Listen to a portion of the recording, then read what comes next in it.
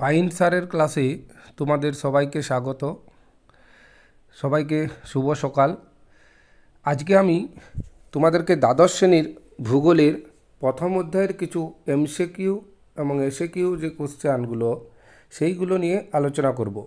যারা 2025-এ উচ্চ মাধ্যমিক পরীক্ষা দেবে তাদের জন্যে এই প্রথম চ্যাপ্টার থেকে যে কোশ্চেনগুলো আছে এই কোশ্চেনগুলো কিন্তু খুব ভাইটাল, এবং এখন থেকে যদি তোমরা সঠিকভাবে প্রিপারেশন নাও তাহলে কিন্তু তোমাদের পরীক্ষা অবশ্যই ভালো হবে।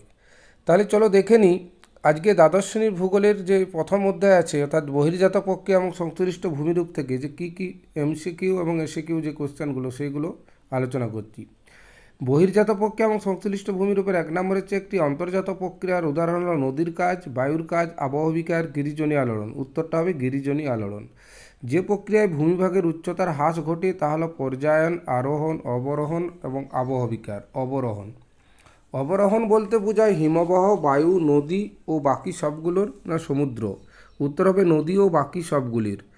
যে প্রক্রিয়ার মাধ্যমে কোনো স্থানে শিলাসমূহ চূর্ণ বিচূর্ণ হয়ে সেই স্থানেই পড়ে থাকে তাকে কি বলে? তাকে আবহবিকার, পর্যায়ন, ক্ষয়ীভবন না পুঞ্জক্ষয়। এটা হবে আবহবিকার। অবরোহণ প্রক্রিয়ার ফলে সৃষ্ট একটি ভূমিরূপ হল প্লাবনভূমি, বাজাদা, আগ্নেয় পর্বত, ক্ষয়জাত পর্বত। টরভূমি দেখতে পাওয়া যায়। সঠিক উত্তর গ্রানাইট হবে। ক্ষুদ্রাকার মেশাকে কি বলা হয়? গ্রাস, ফিন্স, বিউট, ইনসেলবার্জ। এটা হবে বিউট। ভারতের একটি উল্লেখযোগ্য জলবিভাজিকা হল মেঘালয় মালভূমি, নীলগিরি পর্বত, পশ্চিমঘাট পর্বত না ছোটনাগপুর মালভূমি। সঠিক উত্তর হবে ছোটনাগপুর মালভূমি।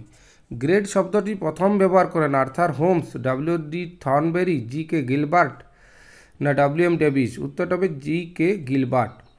আবহবিকার ও ক্ষয়ীভবনের মিলিত ফল হল নগ্নিভবন, আরোহণ, অবরোহণ না পর্যায়ন। নগ্নিভবন। এরপর চলে যাব ভৌমজলের কার্য সংশ্লিষ্ট ভূমিরূপ থেকে কী কোশ্চেন হতে পারে? নিচের কোনটি ভৌমজলের উৎস নয়? ভারী জল, কনেট জল, বৃষ্টির জল না ম্যাগনেটিক জল। বৃষ্টির জল।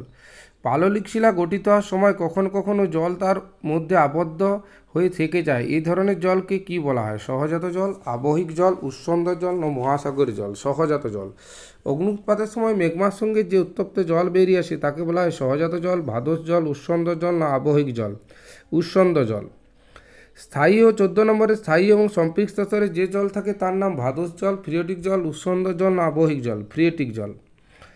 15 নম্বর হচ্ছে ভৌমজল স্তরের নিচে অবস্থিত যে জলবায়ু স্তর থেকে সব ঋতুতেই জল পাওয়া যায় তাকে কৈশিক জল, ভাদস জল, সাময়িক সম্পৃক্ত স্তর না স্থায়ী সম্পৃক্ত স্তর। উত্তরটা হবে স্থায়ী সম্পৃক্ত স্তর।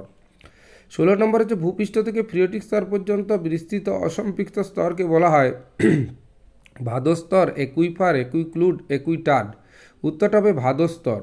17 নম্বরে চলে যাবে চুনাপাথর ও বৃষ্টির জল দ্বারা সৃষ্ট কার্বনিক অ্যাসিডের বিক্রিয়াকে কি বলে? আর্দ্র বিশ্লেষণ, জারণ, জলযোজন না অঙ্গারযোজন। অঙ্গারযোজন। চুনাপাথর থেকে সৃষ্ট ধূসর রঙের মৃত্তিকা কি বলে? র্যাঞ্জিনা, টেরারোসা, রেগোলিথ না কোনোটি নয়। র্যাঞ্জিনা। ভারতের একটি উল্লেখযোগ্য কাস্ট অঞ্চল হলো বোরা গুহা, কাশ্মীর উপত্যকা না ব্লু পার্বত্যাঞ্চল, অজান্তা গুহা। উত্তরটা হবে বোরা গুহা। পৃথিবীর গভীরতম গুহা হলো আরাক্কো গুহা, হলক গুহা, গুফ্রে গুহা না চেরাপুঞ্জি গুহা। গুফ্রে গুহা বা গুফ্রে বার্জার। এর সামুদ্রিক প্রক্রিয়া সংশ্লিষ্ট 21 নম্বরে যে রেখা বরাবর তরঙ্গের উর্মিভঙ্গ সংগঠিত হয় তাকে বলে আয়াম রেখা, স্লিকেন সাইড, হিঞ্জ রেখা না প্লাঞ্জ রেখা। সঠিক উত্তর প্লাঞ্জ রেখা। গুজরাটের কাম্বে একটি বাঁধ, স্পিট উপসাগর না গ্লুপ। উপসাগর। সামুদ্রিক সঞ্চয় কার্যের ফলে সৃষ্ট বাঁধের একাংশ যদি সমুদ্রে প্রক্ষিপ্ত হয়ে অন্য স্থানে স্থলভাগের সঙ্গে যুক্ত থাকে তাকে বলে লেগুন, স্পিট, অগ্রভূমি না টম্বেলো। স্পিট। দ্বীপকে বন্টন করে থাকা লুপকে কি বলে? লেগুন, লুপ বাঁধ, লুপ হুক না টম্বেলো। লুপ বাঁধ। গ্রেট ব্যারিয়ার রিফ দেখা যায় এশিয়ার উপকূলের কাছে, অস্ট্রেলিয়া উপকূলের কাছে না মার্কিন যুক্তরাষ্ট্রের উপকূলের কাছে না দক্ষিণ আমেরিকার উপকূলের কাছে। সঠিক উত্তর হবে অস্ট্রেলিয়ার উপকূলের কাছে। ভারতের কর্ণাটকের উপকূল হল একটি উত্থিত উপকূল, রিয়া উপকূল, নিমজ্জিত উপকূল না যৌগিক উপকূল। উত্তরটা হবে যৌগিক উপকূল। নরওয়ে ও সুইডেনের উপকূল হল ডাইমেশিয়ান উপকূল, ফিওর্ড উপকূল, যৌগিক উপকূল না রিয়া উপকূল। সঠিক উত্তর হবে ফিওর্ড উপকূল।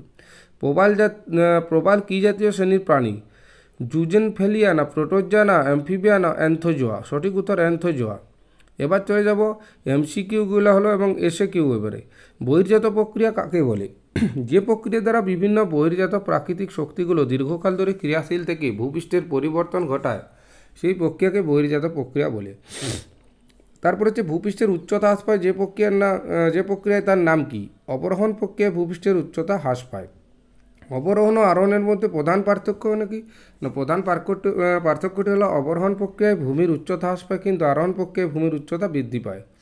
আবহবিকারের আরেক নাম কি? আবহবিকারের অপর নাম হচ্ছে বিচূর্ণী ভ্রমণ। টর কাকে বলে? আবহবিকার বলে যে দুর্গাকার সজ্জিত চারপাশে মৃদু ঢালযুক্ত এবং চ্যাপ্টা শীর্ষদেশযুক্ত ভূমিরূপ গঠিত হয় তাকে টর বলে।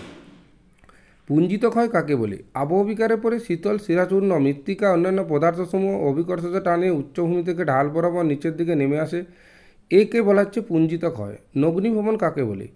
আবহবিকার ক্ষয়ীভ্রমণ ও পুঞ্জিত ক্ষয়ের ফলে ভূপৃষ্ঠের উপাদানসমূহ চূর্ণ বিচূর্ণ হয় এবং অপসৃত হওয়ার ফলে ভূমির উপর উচ্চতা কমতে থাকে, এর ফলে নিচের শিলাস্তর উন্মুক্ত হয় বা নগ্ন হয়, এই প্রক্রিয়াকে নগ্নিভ্রমণ বলে। পর্যায়ন কাকে বলে? বহির্জাত শক্তির দ্বারা ক্ষয়ীভবন বহন সঞ্চয়ের মাধ্যমে ভূপৃষ্ঠের সামঞ্জস্যপূর্ণ ভূমিতলে পরিণত হওয়ার প্রক্রিয়াকে পর্যায়ন বলে। মরুকরণ বলতে কী বোঝো? মরুভূমির আয়তন ক্রমশ বৃদ্ধি করলে পার্শ্ববর্তী সবুজ ভূমিগুলো ধীরে ধীরে মরুভূমিতে পরিণত থাকে, এই পদ্ধতির নাম হচ্ছে মরুকরণ। এবার ভৌমজলের কার্য সংশ্লিষ্ট ভূমিরূপতে কী আছে? মিটিওরিক জল কি? বৃষ্টিপাত তুষারপাত গলা জল ভৌমজলে পরিণত হলে তাকে মিটিওরিক জল বলা হয়। টেরারোসা কি? চুনাপাতার গঠিত অঞ্চলে নিম্নগামী ভৌমজলের দ্রবণ কার্যের ফলে অদ্রবণীয় লৌহযৌগ গঠিত লাল মৃত্তিকাকে টেরারোসা বলে। ভারতের কোথায় সিঙ্কহোল দেখা যায়?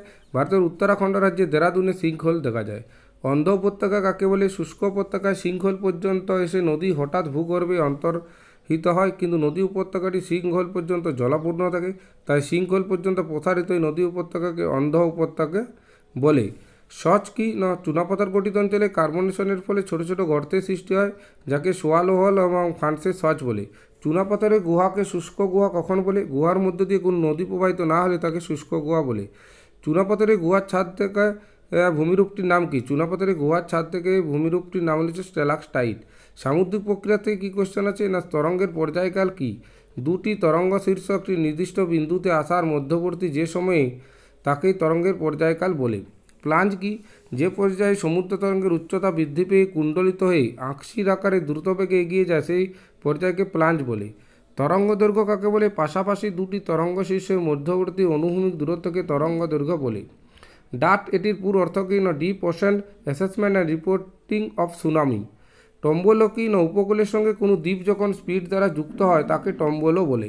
টম্বোলো গঠিত হয় কোন সঞ্চয়ের ফলে? সমুদ্র তরঙ্গের সঞ্চয় কার্যের ফলে টম্বোলো গঠিত হয়। ফিওর উপকূল কোথায় দেখা যায়? ফিওর উপকূল দেখা যায় Norway, Sweden, Denmark, Greenland, Alaska প্রভৃতি অঞ্চলে। এই যে কোশ্চেনগুলো তোমাদেরকে আমি দিলাম, এগুলো আমি তৈরি করে তোমাদের প্রথম চ্যাপ্টার থেকে, যাতে তোমাদের পরবর্তী ক্ষেত্রে সুবিধা হয়। সবাই আমার পাইন স্যারের চ্যানেলটি ফেসবুক পেজটিতে সবাই ফলো করবে, তাহলে আগামী দিনে আবার এরকম প্রতি চ্যাপ্টার ওয়াইজ কোশ্চেন তোমরা পাবে, এবং এইগুলো তোমরা পুরো ভিডিওটা দেখে তোমরা তৈরি করো এখন থেকে, এবং আশা করব তোমাদের খুবই কাজে লাগবে এবং ভালোভাবে আগামী দিনে পরীক্ষা হবে। সবাইকে অসংখ্য ধন্যবাদ।